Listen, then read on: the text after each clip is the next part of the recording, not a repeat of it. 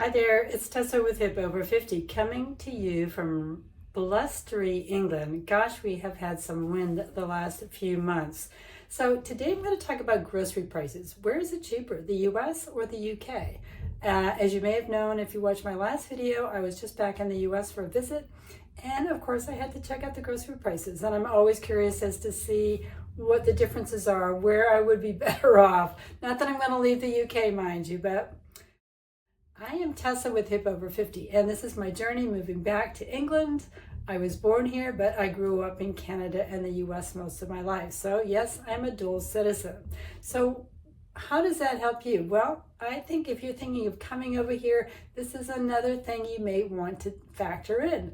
Is it cheaper to eat here? I mean, we all have to eat, right? So I found out there's about 63,000 grocery stores overall in the US and about 13,000 here. All that means is surprisingly the ratios are about the same. There's about one store for every 5,000 people. The US actually has a wider variety of those big supermarkets, whereas I think in the UK we go for the smaller ones. We do have our bigger chains, but we have a lot more of those Aldis and Lidls. You know, they do have them in the US, but they're not anywhere near as prevalent as they are over here. We also have our upmarket chains, which I love to shop at, Waitrose, Marks and Spencer's, and then there's a lovely chain up in Yorkshire called Boost, which I just discovered this. Niche stores in the US would be like a Sprouts or a Trader Joe's.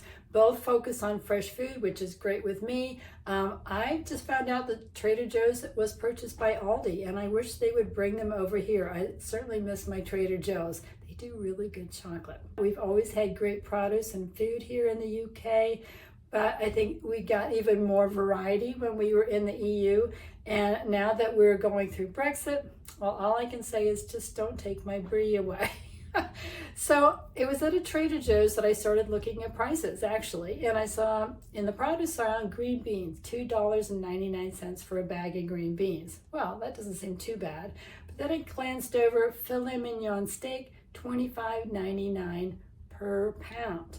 So over here we call it filet. There it's filet mignon. You can get a same amount of steak for about 23 pounds at Waitrose and about 17 pounds if you shop at Sainsbury's.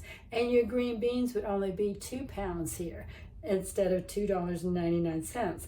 What about a nice bottle of Malbec to go along with that steak and those green beans? Well, Malbec is traditionally from Argentina, which I picked that deliberately so that they would both have to be imported. And you can get a bottle in the US for $14.99. But over here, it would only cost you £8.99. Hypothetical meal with green beans, steak, and a bottle of wine, which, you know, the only thing to me that is missing there is the French fries, would cost you about $43 in the US and just under 30 pounds here in the UK. So quite a big savings. Now, you may have seen my eyes light up when I mentioned chocolate earlier. Yes, I am a chocoholic. I am a girl who loves her chocolate.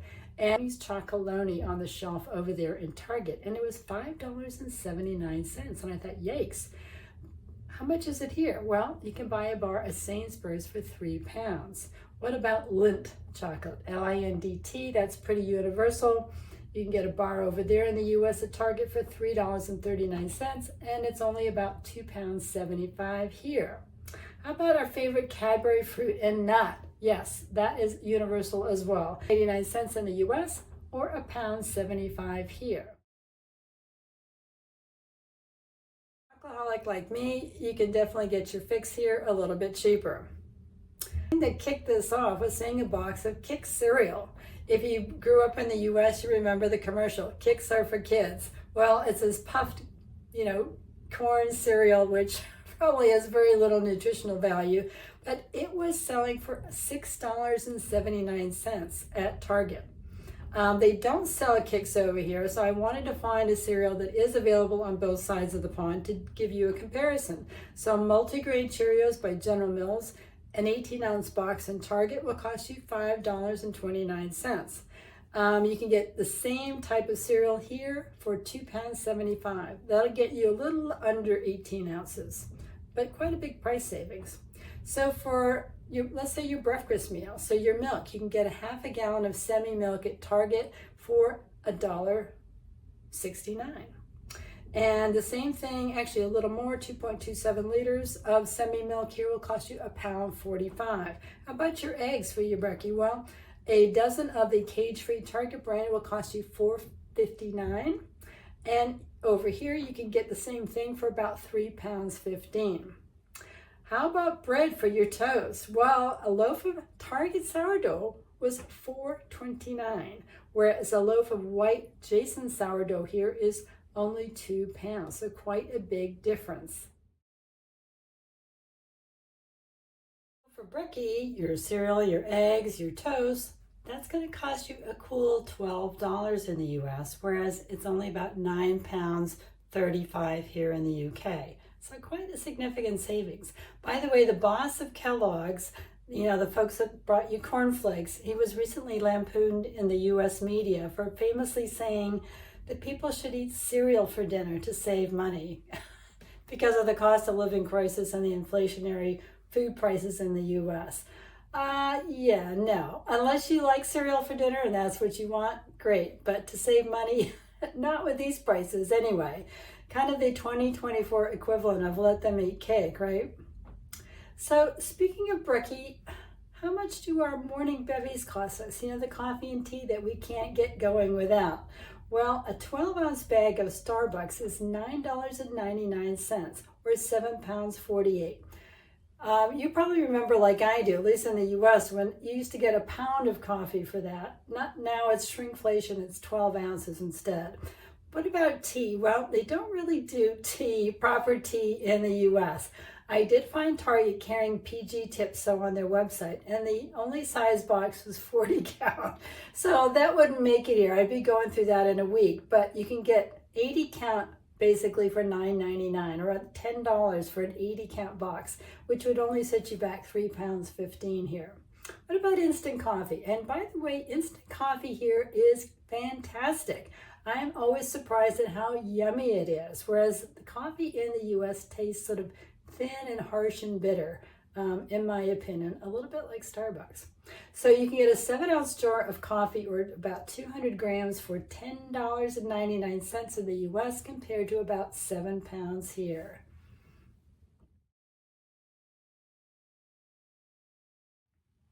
And what about eating out? Well, no conversation about food costs would be complete without talking about the cost of eating out. That is kind of really where it bites your wallet, isn't it? And I can't really compare too many chains across the board, but one I know that you know is McDonald's, right? They are kind of ubiquitous all around the world. Let's compare at McDonald's. Well, you could get a hamburger here. This is March 2024. You can get a hamburger or a regular fries here for £1.19. That's pretty good, because the same thing in the US will cost you $2.49 for that hamburger, or $3.79 for the fries. And I can attest to that. I did something I rarely do, and I said, I feel like, well, I love French fries. That's one of my guilty pleasures. McDonald's to get an order of fries to go with the steak dinner I was going to make. And I was shocked. Yes, it was over $3, and they were terrible. They didn't even taste like potatoes. So there you go. A Big Mac is even more. A Big Mac in the US will set you back about $6.99, whereas you can get one here for $4.99, pounds that is. And a hamburger or cheeseburger Happy Meal is $7.19 in the US, and it's only £3.59 here in the UK. So not such a Happy Meal if you're a US parent. I remember getting those all the time for my son. How much is that Big Mac, fries, and Happy Meal? We're not even talking drinks. $18 in the US. And you get the same thing for just under £10 here in the UK. So, where are the groceries cheapest? I think you know where I'm going with this. I'm going to have to give the crown to the UK. Now, I looked on Waitrose.com, I looked on Sainsbury's, and I also looked at Target.com for my pricing. So I'm sure it varies from state to state, etc., but overall prices are that bit much less here, which is really great news if you live here. Now, let's say you're buying with dollars, as I technically am, then the prices will still be comparably cheaper. I'll tell you why in a minute. And if you're paying with pounds, well, it's a no-brainer. The price ratio definitely favors England for best value groceries and even restaurant meals. Because the thing is, taxes are included here. So all those prices that I quoted you, that includes any potential tax. There is no gotcha at the end of the thing or no extra cost to that. And even if you're going out for a restaurant meal, your meal includes tax. So 13 states actually in the US charge tax on groceries. So if you live in one of those states, all of these prices I quoted are going to be that much higher. So I think you know where I'm going. Yes, once again, the UK rules. We have cheaper food prices, and that's a good thing. So there you go. Thank you so much for watching. If you have any thoughts or comments, please put them below. I love to read those and see what you are thinking and any ideas that you may have for future videos. I just finally invested in a new camera, so hopefully quality will improve. And of course, I look forward to seeing you on my next video. And take care of yourself in the meantime. Bye for now.